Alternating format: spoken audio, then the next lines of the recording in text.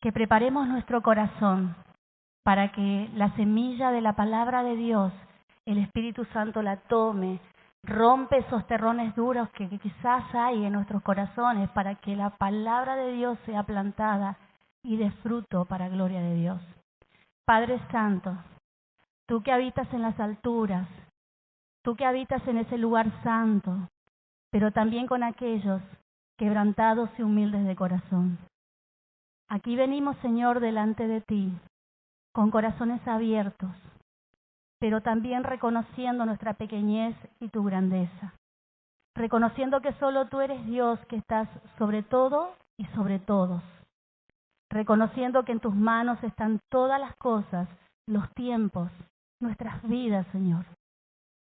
Rogamos, oh Dios, que en este momento nada puede impedir que podamos acercarnos a ti con total libertad, que cada una de nosotras estemos a cuentas delante de ti, Señor.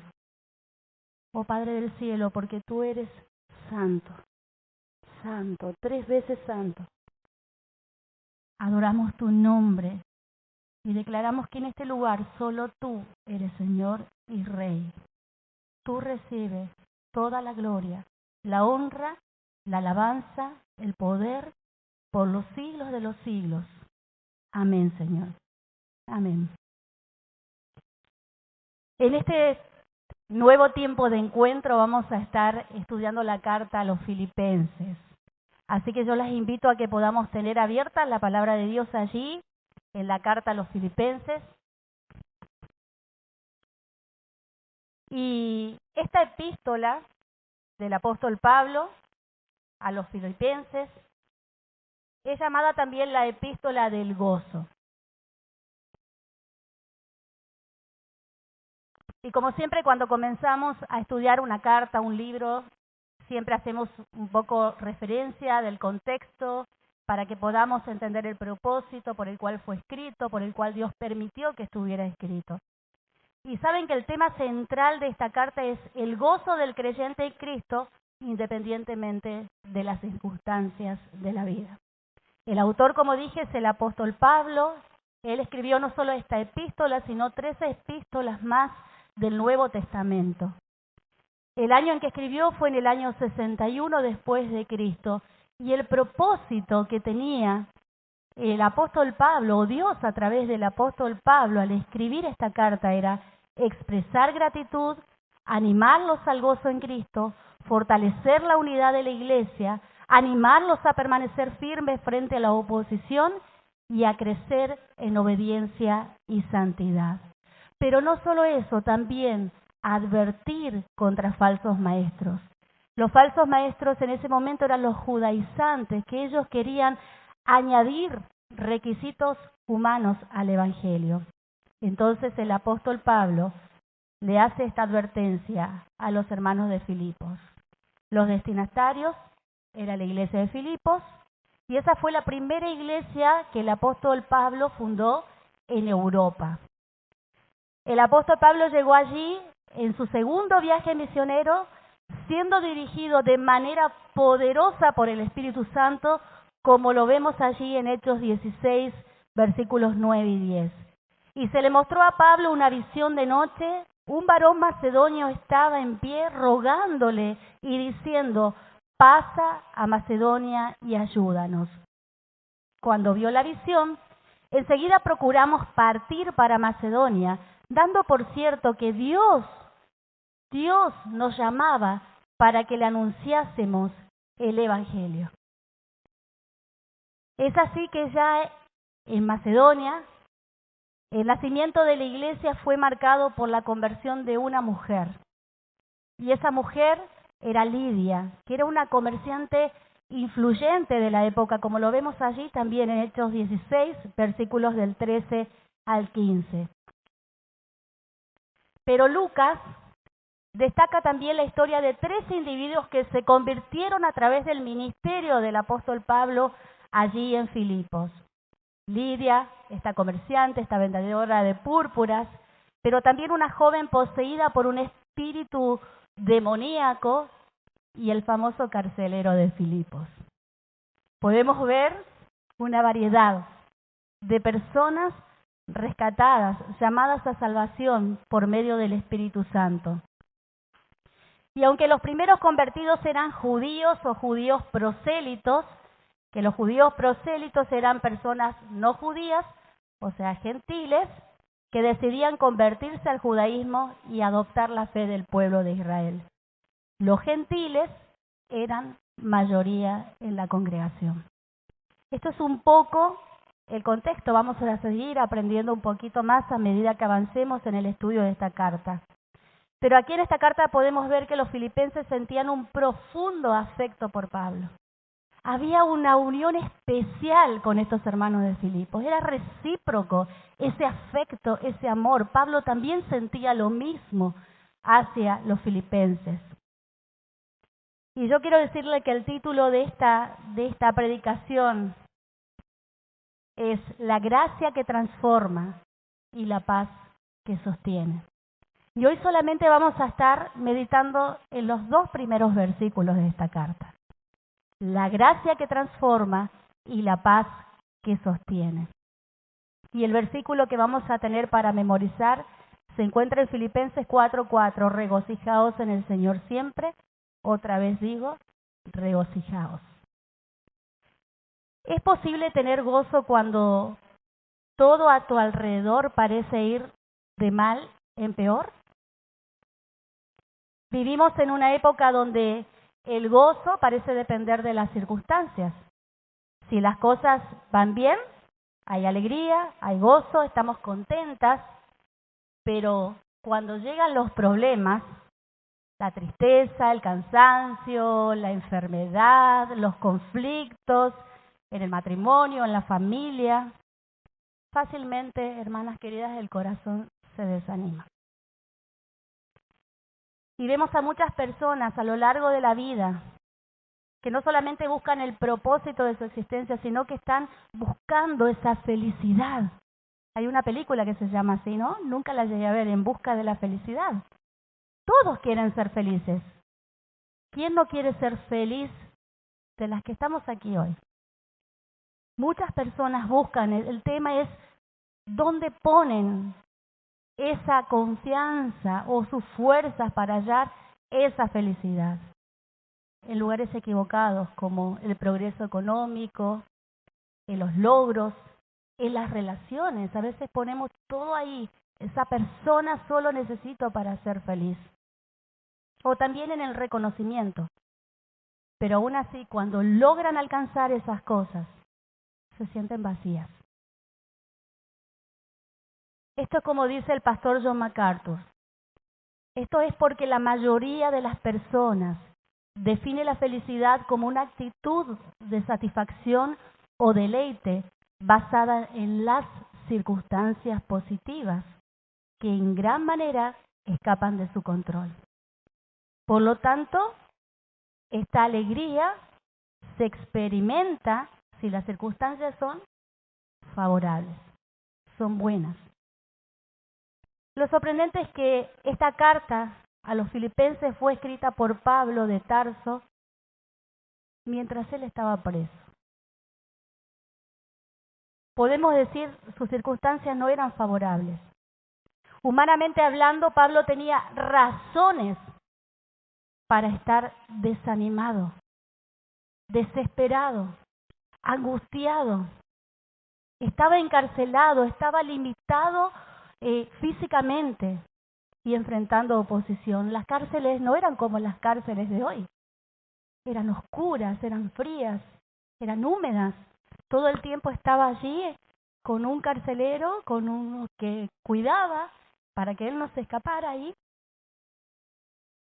Esa era la situación, y si leemos un poquito y recordamos la vida de Pablo, él cuenta todas las cosas: prisiones, persecución, cárcel, todo lo que ustedes se puedan imaginar, él vivía.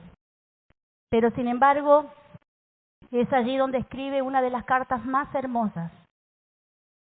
Esta carta rebosa de gozo, rebosa de gratitud, rebosa de esperanza. ¿Cómo somos nosotras cuando nos hallamos en prisiones, por llamarlas así? Cuando nos hallamos perseguidas, o pasando situaciones difíciles, rebosamos de gozo, de gratitud y de esperanza, sabiendo en quién hemos creído y que es poderoso para guardarnos sin caída, como dice su palabra. Esta palabra, la palabra gozo, aparece 16 veces en esta carta. Y las escribió un hombre encerrado físicamente, pero libre espiritualmente. Y en el Nuevo Testamento, ¿saben cuántas veces aparece la palabra gozo? 94 veces. ¿Será importante este tema? El Señor nos manda a regocijarnos. El Señor quiere que ese gozo esté en nosotras, en sus hijas. Es un libro profundo, es una carta profunda que nos enseña que el gozo verdadero no depende de las circunstancias, sino que el verdadero gozo depende de Cristo, solo de Él. Vemos desde los primeros versículos, Pablo expresa algo hermoso. Cada vez que recuerda a los creyentes de Filipos, él da gracias por ellos. Había entre Pablo y esa iglesia, como les decía al principio, una comunión fuerte, profunda, genuina, nacida del Evangelio. Él no solamente veía personas, sino que veía la obra de Dios en esas personas. Y en medio de esa gratitud, Pablo declara una de las verdades más alentadoras, hermanas, que podemos encontrar en las Escrituras. Aquel que comenzó la buena obra en ustedes, la perfeccionará hasta el día de Jesucristo. Aquello que comenzó el Señor un día en tu corazón, va a acabarlo.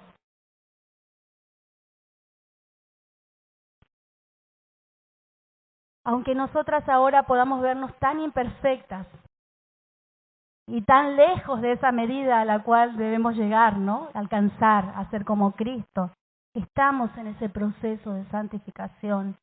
El Señor sigue obrando en nosotras día tras día y muchas veces y más profundamente a través de esas circunstancias que no quisiéramos que sucedan, pero son las que Dios usa para fortalecer nuestra fe, para que examinemos nuestro corazón, para ver si nosotros vamos a creer o no en todo lo que decimos saber acerca de Él.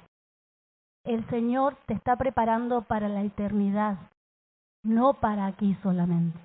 No para que luches y batalles y vivas tu vida aquí en la tierra. Hay un futuro glorioso. Y el Señor está trabajando en nosotras, está obrando. Quiera Dios que sea así en esta tarde, en esta noche, al exponernos a la palabra de Dios. Que no solo escuchemos la palabra, la escuchemos resonar, pero sin producir nada en nuestro corazón. Que esta palabra nos lleve a una convicción de pecado si es necesario. Que nos quebrante, que quebrante nuestro espíritu. Porque el Señor habita con los quebrantados y con aquellos que se humillan, que reconocen su pecado y su necesidad de Dios. Hoy meditaremos, como le dije, en Filipenses capítulo 1, versículos 1 y 2. Tengamos en cuenta el título, la gracia que transforma y la paz que sostiene. Dice así la palabra del Señor. Pablo y Timoteo, siervos de Jesucristo, a todos los santos en Cristo Jesús que están en Filipos, con los obispos y diáconos. Gracia y paz a vosotros de Dios, nuestro Padre, y del Señor Jesucristo. Amén. Solo tengo 2 puntos en este bosquejo. El primer punto, una relación basada en el servicio humilde, es lo que podemos ver en el versículo 1. Pablo se describe a sí mismo y a Timoteo como siervos ¿de quién? De Jesucristo. Y a los creyentes se refiere como santos en Jesucristo, es decir, ya explicaron el domingo pasado y en otras predicaciones, apartados para Dios. Él se consideraba a sí mismo y a todo creyente como un esclavo del Señor. aunque tenía de qué confiar en la carne, dice Filipenses 3, 4 al 11, que lo vamos a ver más adelante. Él tenía en qué confiar en la carne, pero luego de esa conversión, de ese encuentro con Jesús, consideró todo eso como pérdida, como basura, por amor de Cristo, por la excelencia del conocimiento de Cristo. Nada había más valioso, ni su reputación, ni lo que él era, ni la formación que había tenido. Nada, todo eso era nada ante la belleza de Cristo, al contemplar la gloria de Jesucristo. También dice que Timoteo era un fiel siervo de Jesucristo. Menciona a Timoteo. Él era el hijo de Pablo en la fe, un compañero de milicia. Y esta palabra siervos, como hemos escuchado, doulos, describe a una persona cuyo dueño es otro. O sea, que no es dueña de sí mismo, tiene un dueño al cual está subordinado y del cual depende. Esta verdad, ¿qué implicaciones tiene para nuestras vidas?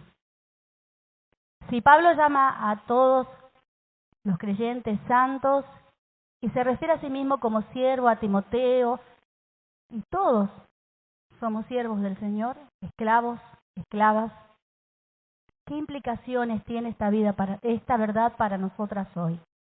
¿Qué implica ser una sierva de Cristo, una esclava de Cristo? Implica, en primer lugar, que como sierva no busca agradar a los hombres, sino que busca la aprobación de Dios. No está buscando los aplausos, no está buscando llamar la atención, no está buscando el quedar bien con todo el mundo. Si yo todavía agradara a los hombres, no sería siervo de Cristo, dice Gálatas 1:10. Esto implica también humildad. Jesús tomó la forma de siervo y se humilló hasta lo sumo y nos llama a seguir su ejemplo. Implica obediencia, implica hacer lo correcto, aun cuando otros no lo valoren, aun cuando otros no lo vean. Dios lo ve. Implica amor sacrificial, implica servir aunque nadie reconozca tu trabajo. El siervo sabe que tiene que servir y hacer lo que tiene que hacer. Pero nuestro corazón pecaminoso muchas veces nos lleva a la autocompasión y al decir, ¿para qué sirvo? ¿Para qué hago? Si nadie ve lo que yo hago. El siervo ama sacrificialmente. Una verdadera sierva aprende a pensar en las necesidades de otros, muestra interés genuino por otras, ora por otros regularmente. Muchas veces cuando vamos a orar, quizás en grupo, decimos, quiero que oren por mí, quiero que oren por mis hijos, quiero que oren por mi esposo, por mi trabajo. Pero un siervo dice, quiero que oremos, porque la hermana está pasando una situación difícil, el hermano está sufriendo. Hay matrimonios que se están rompiendo.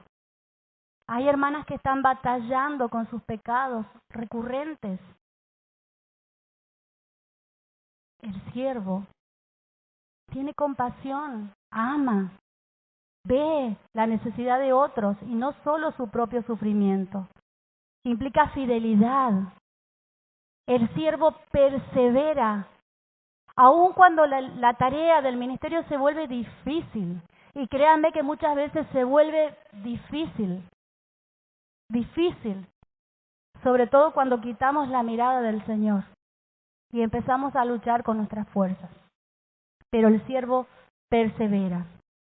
Y también una sierva del Señor vive una vida centrada en Cristo, busca la gloria de Cristo, busca que Él sea glorificado. Entiende que todo ministerio es para la gloria de Dios. Ahora, ¿es posible que nosotras como hijas de Dios sigamos viviendo como esclavas? ¿Es posible que estemos siendo esclavas de algún pecado?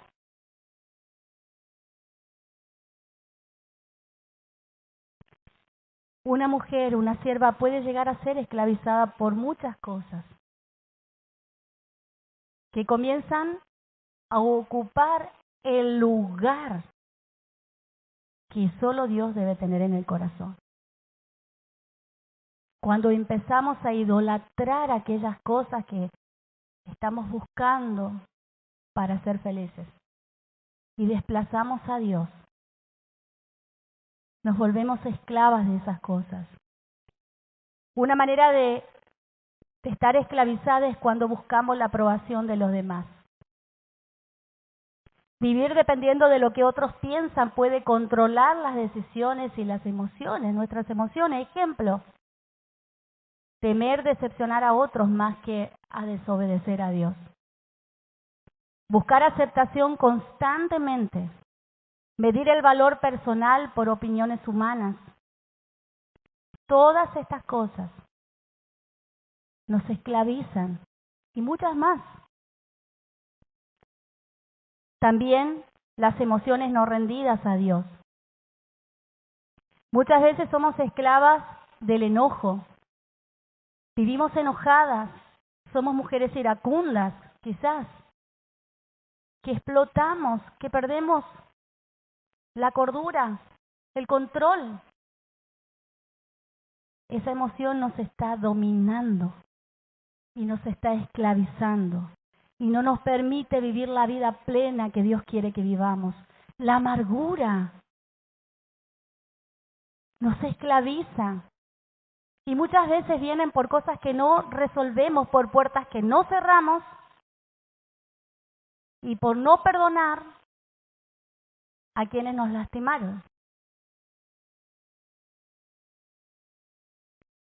La ansiedad, el resentimiento pueden dominar nuestro corazón, pueden esclavizarnos.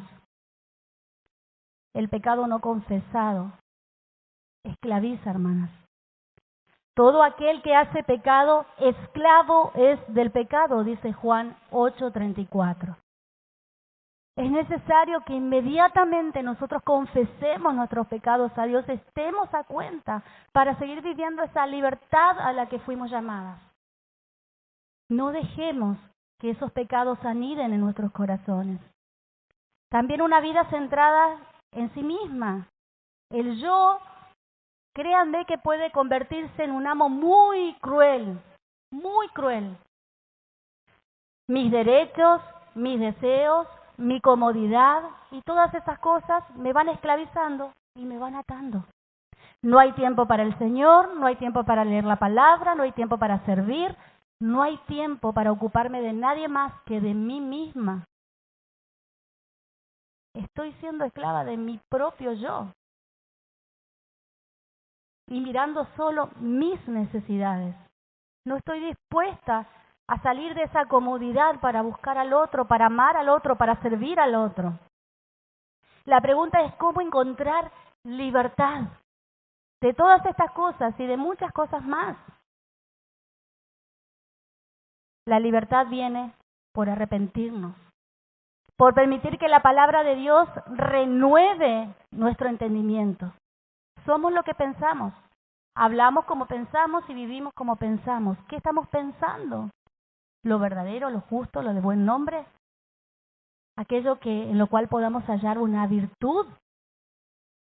¿O estamos anidando pensamientos que nos esclavizan?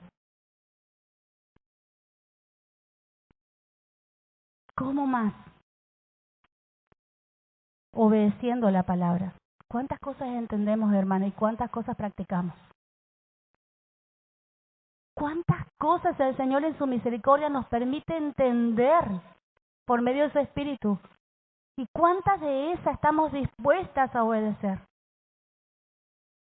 ¿Nos sometemos a aquello que hemos entendido de la palabra de Dios?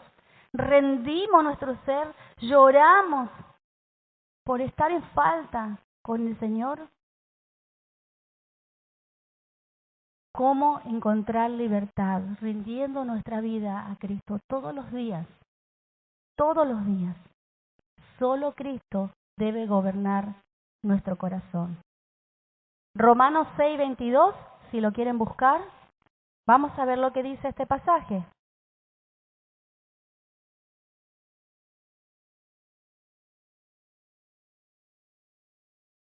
Romanos 6:22. Dice así: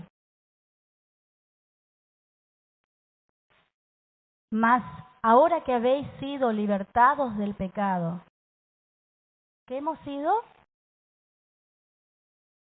Bien, del pecado. ¿Y hechas qué? Vamos a hacerlo hechas, a ver, ¿hechas qué? Ajá, si les quedaba unas dudas porque no les gusta ser sierva, esclava, hechas siervas de Dios, tenéis por vuestro fruto, ¿qué cosa? La santificación. Y como fin, la vida eterna. El Señor nos ha libertado del pecado, nos ha hecho siervas de Dios y Él espera que nosotros santifiquemos nuestras vidas y nos gocemos en esa vida eterna que nos fue dada en Cristo Jesús. ¿Eres una esclava de Cristo o de ti misma? ¿O de tus deseos?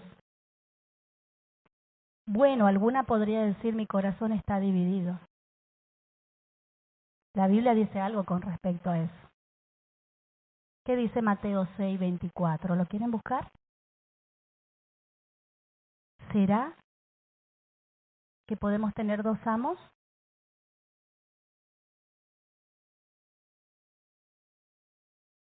Mateo 6:24. Ninguno puede servir a dos señores, porque o aborrecerá al uno y amará al otro, o estimará al uno y menospreciará al otro. O sea que no existe esto, de estar divididas, de tener dos amos. O somos de Cristo, siervas de Cristo, o no lo somos. Todas servimos a alguien, todas. Ya sea al mundo, ya sea a nuestra carne, a nuestros propios deseos o al diablo. Quien no tiene a Cristo vive esclavo de sus propios pensamientos y deseos. Tito 3:3 dice: en otro tiempo nosotros también éramos necios y desobedientes. Fuimos engañados y nos convertimos en esclavos. ¿De qué?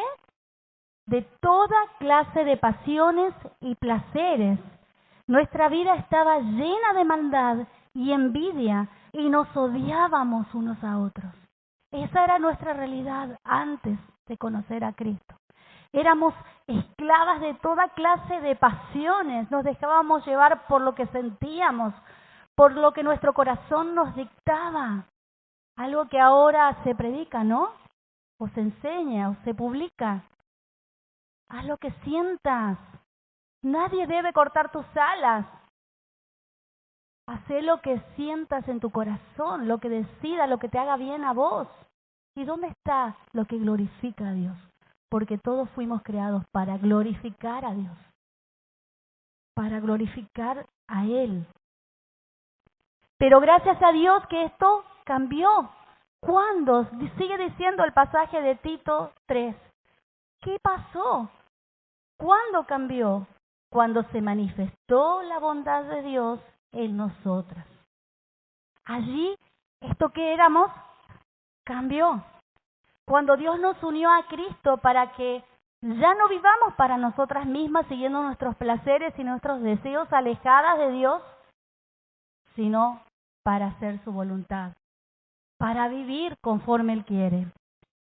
Dice Tito 3:5 en la versión Nueva Traducción Viviente: nos salvó no por las acciones justas que nosotras habíamos hecho, sino por su misericordia. Y no solo eso, sino que Dios nos lavó, quitando nuestros pecados, y nos dio un nuevo nacimiento y vida nueva por medio del Espíritu Santo. Amén. Gloria al Señor por su gran misericordia para con nosotras.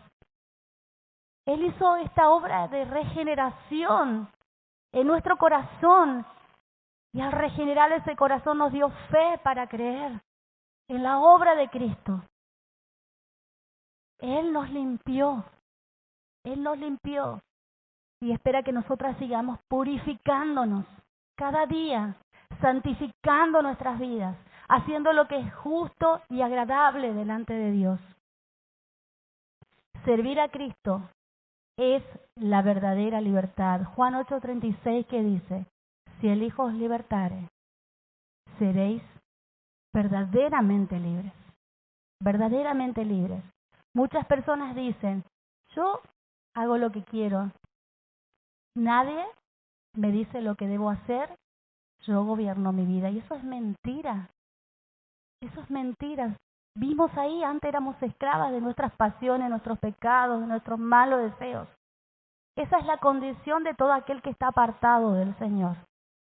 El Evangelio nos llama a rendirnos a Cristo y a servir a otros con humildad. Eso es lo que nos pide el Señor. No quiere otro sacrificio. Él no quiere otra ofrenda que tú le puedas ofrecer. Él quiere tu corazón humillado. Él quiere que vos comprendas y digas de tu pecado lo que Él dice acerca de tu pecado. No lo que tú crees. Que nos humillemos. Y esto es todos los días, hermanas, porque todas de alguna manera ofendemos a Dios en algún momento, en algún punto, y vamos a ver esto más adelante. Y así pasamos al segundo punto, una iglesia marcada por la gracia y la paz. ¿Cómo dice el apóstol Pablo? Gracia y paz a vosotros, de Dios nuestro Padre y del Señor Jesucristo. Esta iglesia de Filipos era una iglesia marcada por la gracia y la paz. Y aunque parece un saludo, podemos decir muy breve, contiene una profunda verdad espiritual acerca de la identidad y de la vida de la iglesia. ¿Qué es la gracia? ¿Qué es la gracia?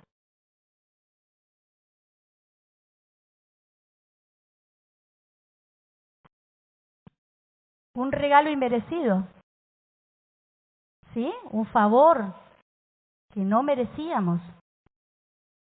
¿Dirigido hacia quiénes? ¿Hacia personas justas? No, es inmerecido, a pecadores. La gracia es el favor inmerecido de Dios hacia pecadores.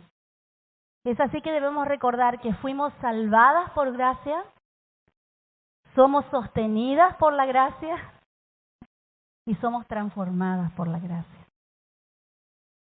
Suelo tener una frase que la tengo en mi celo ahí en mi WhatsApp, gracia para hoy y gracia para mañana. El Señor derrama abundante gracia sobre sus hijas. No va a faltar la gracia para mañana, para lo que pueda venir. No va a faltar, porque Dios es fiel y Él promete. ¿Cómo luce una vida marcada por la gracia? Ahí vamos a examinar nuestros corazones. Si estamos luciendo como una mujer que vive bajo la gracia de Dios. Una vida marcada por la gracia no vive criticando constantemente, sino edificando y restaurando. Una mujer que vive bajo la gracia sirve con humildad y no con orgullo. No sirve para competir con otros y para mostrar que puede hacerlo mejor. Trata a otros con paciencia, trata a otros con misericordia. Considera a los demás superiores a sí misma. Perdona, así como Dios la perdonó. Reconoce que nadie merece la salvación y depende diariamente de Dios y no de sus propias fuerzas. ¿Es así como luce tu vida? ¿Es así como otros pudieran dar testimonio de ti como mujer? Y la otra salutación dice gracia y paz. La paz bíblica no es la ausencia de conflictos, de problemas, sino es que es la reconciliación con Dios. Primero tenemos paz con Dios por medio de Jesucristo y luego esa paz se refleja en nuestras relaciones, en cómo nos relacionamos con nuestra familia, con nuestros hermanos, con nuestros compañeros de trabajo, con nuestros amigos. Es allí donde se manifiesta. Y cómo luce una mujer marcada por la paz. Refleja el carácter de Cristo. Esa mujer busca la unidad y no las divisiones.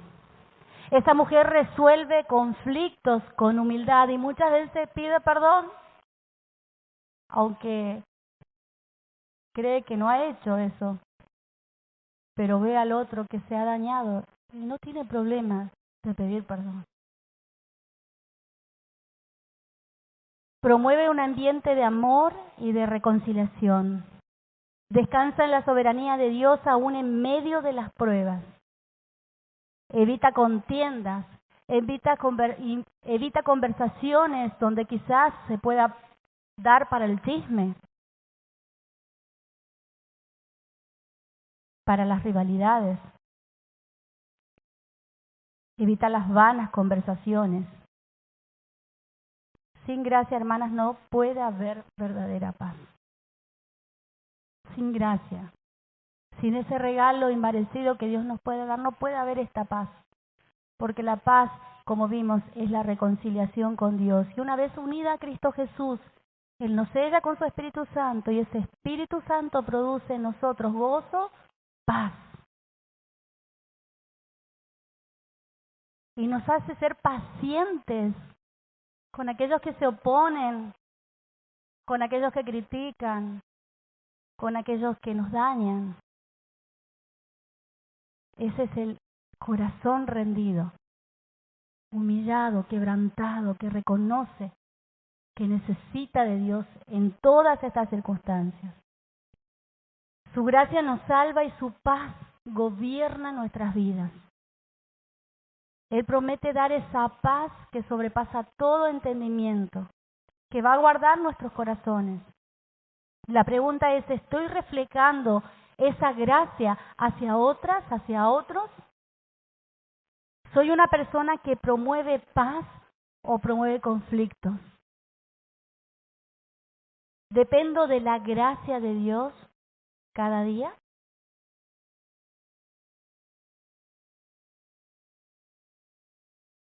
Y para ir concluyendo, es imposible ser neutrales.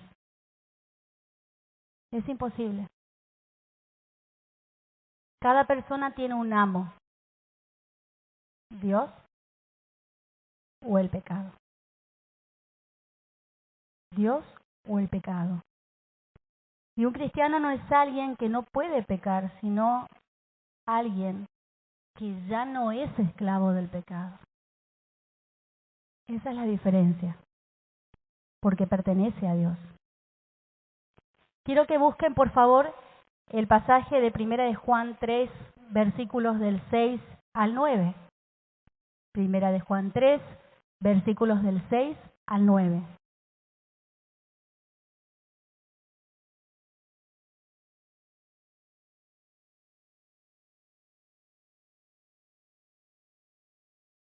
Dice así la palabra del Señor: todo aquel que permanece en Él, ¿me ayudan? No peca. Todo aquel que peca, o sea, que está en constante pecado sin arrepentirse, no le ha visto, ni le ha conocido. Hijitos, nadie os engañe. El que hace justicia es justo como Él es justo. El que practica el pecado es del diablo, porque el diablo peca desde el principio.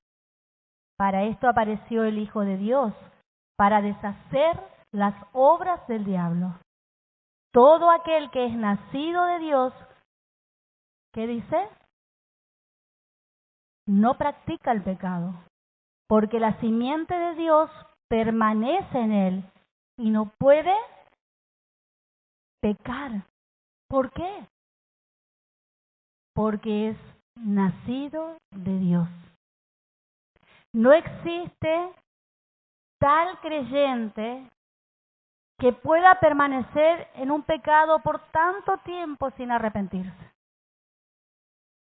inmediatamente el Espíritu produce convicción de pecado y nos hace ver nuestra necesidad de confesarlo a Dios y apartarnos. Dice, la simiente de Dios permanece en él.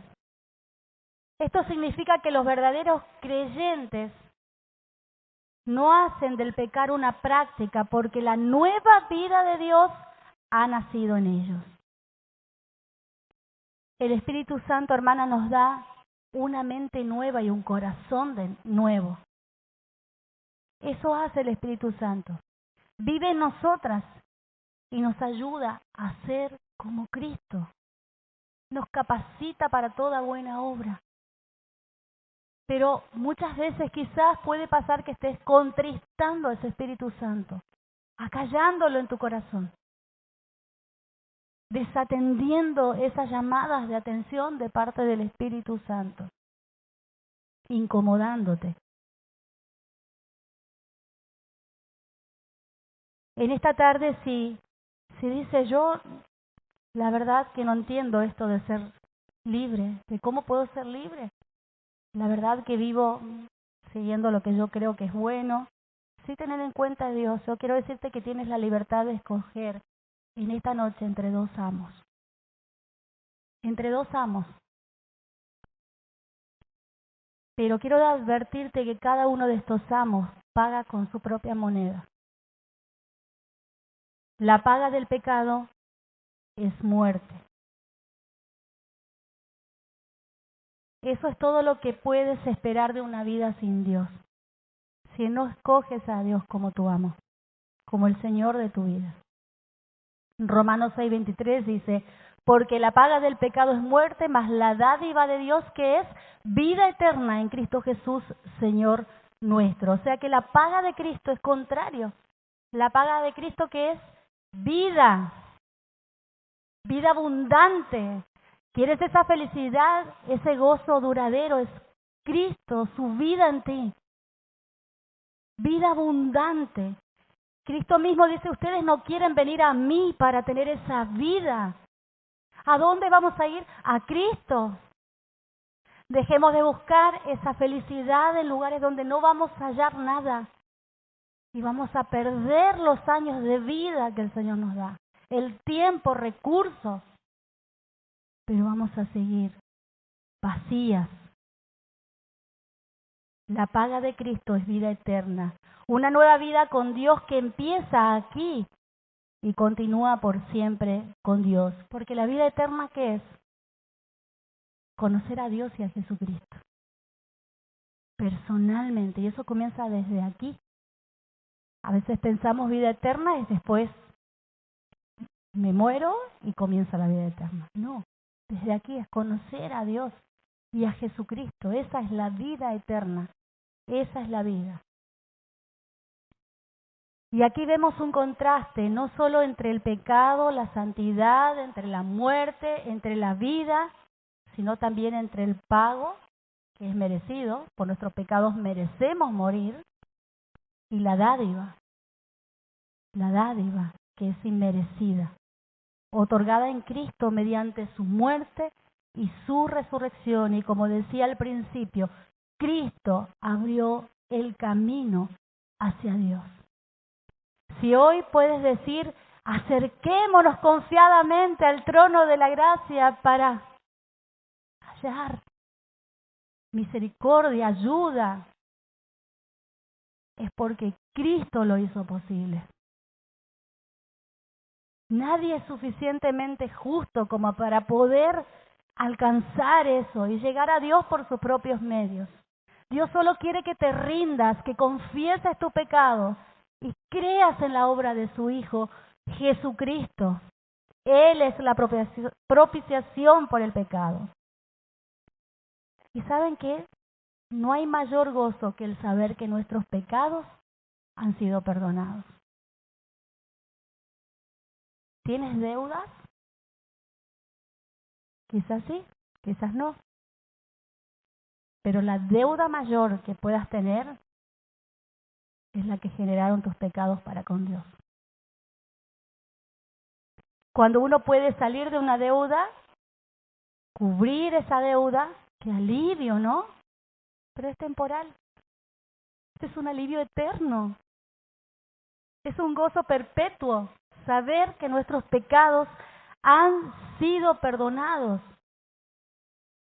Porque a diferencia de lo que el mundo define como gozo, la Biblia nos dice que el gozo espiritual no es una actitud que depende del azar o las circunstancias, como veíamos al principio, sino que es la confianza permanente y profunda de que a pesar de las circunstancias, escuchen bien, todo está bien entre nosotras y el Señor.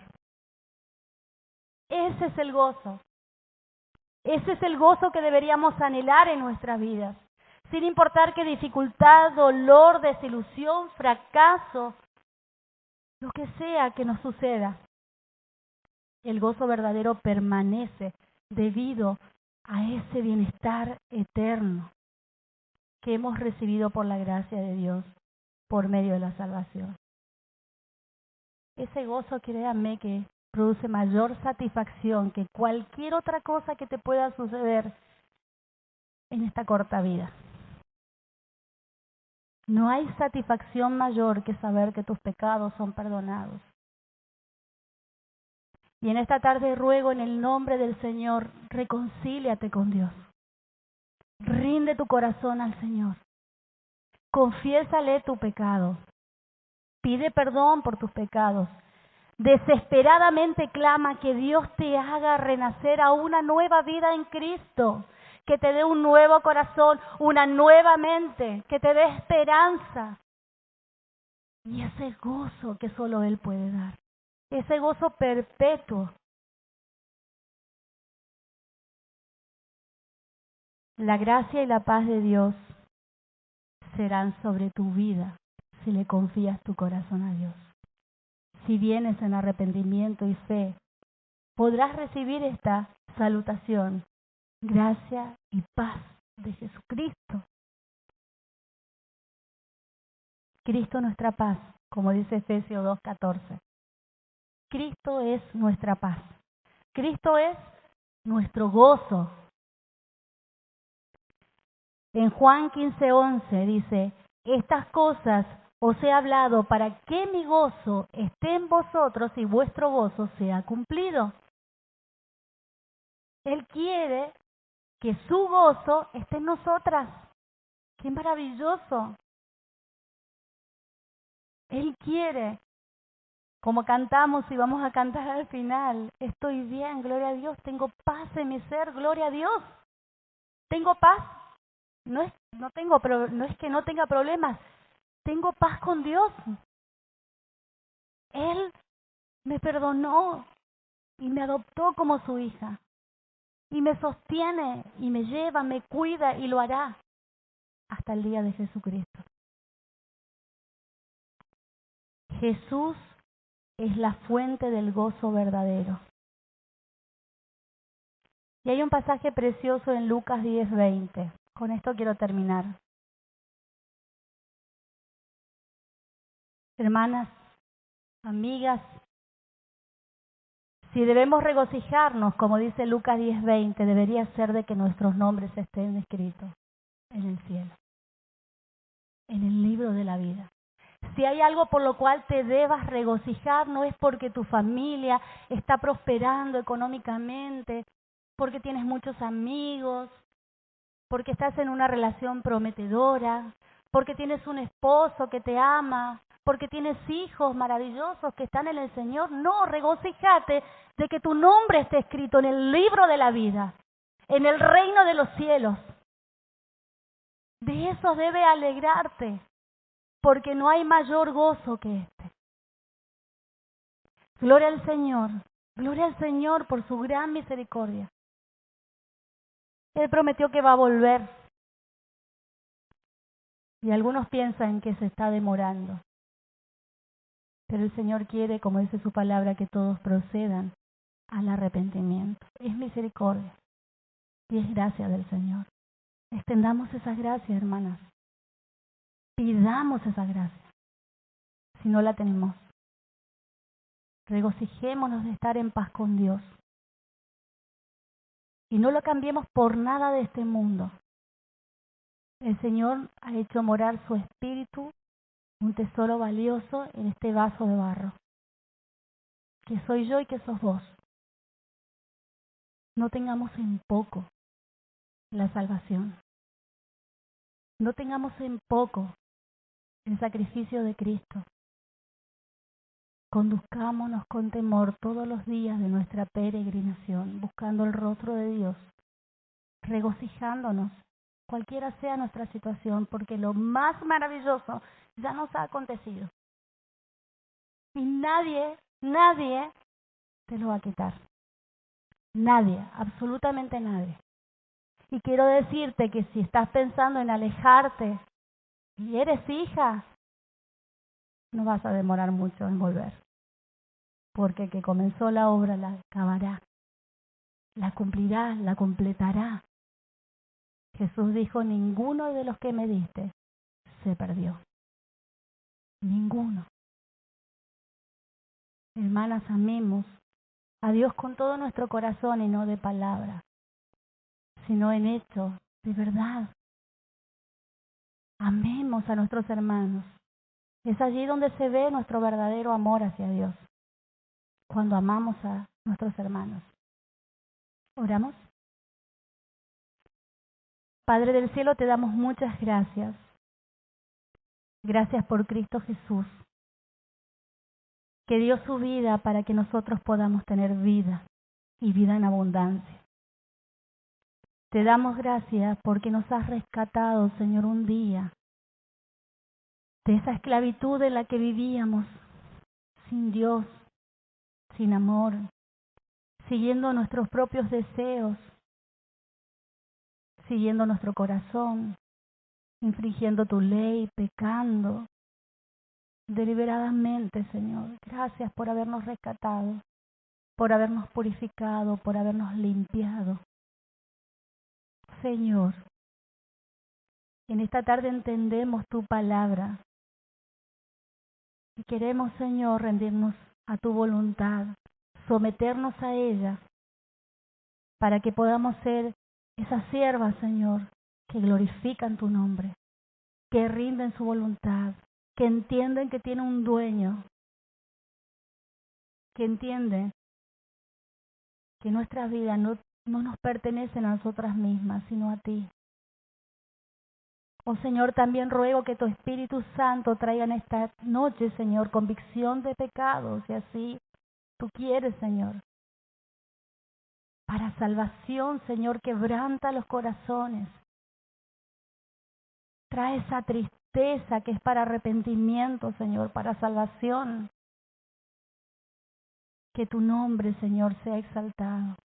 Y la vida de cada mujer que está en este lugar, en esta congregación, las que están en otras iglesias locales, Señor, que nos levantemos como luminares en este mundo y vivamos para ti, Señor, y no para nosotras mismas. Oh Señor, te pido que tú regeneres los corazones para que puedan tener fe en Cristo, tu Hijo Jesucristo, Señor, el único y suficiente Salvador. Gracias por esa vida eterna que tú prometes a todos los que creen en ti. Ayúdanos, Señor, dependemos totalmente de ti, nada podemos hacer sin ti, Señor. Gracias por lo que vas a seguir haciendo en nuestras vidas. Bendigo a cada mujer en esta tarde, en el nombre de Cristo Jesús, Señor nuestro. Amén.